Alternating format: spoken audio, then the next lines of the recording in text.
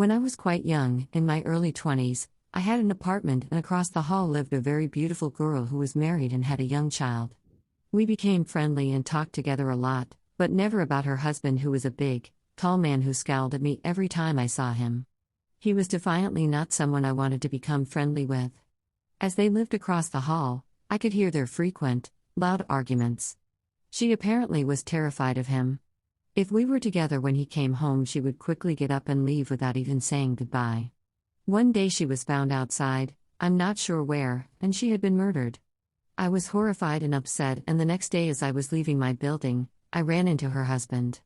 Of course, I told him how very sorry I was there anything I could help him with, watch the baby, whatever he needed. He looked directly at me, said nothing but laughed and continued on his way.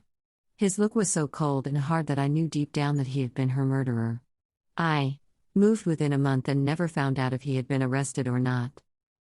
It wasn't actually me, it was my mother when she was younger, and the story is kind of the same except he used to beat her really bad, and my mom said one day she watched him hit her in the head with a hammer and she dropped to the floor, and he wrapped her in a carpet and put her in their car and drove away. She was maybe like 15 or 16, and this was the 60s, early 70s. She's 65 now. She told her godmother and father, they said she dreamed it up and didn't listen to her. She doesn't know what happened after that.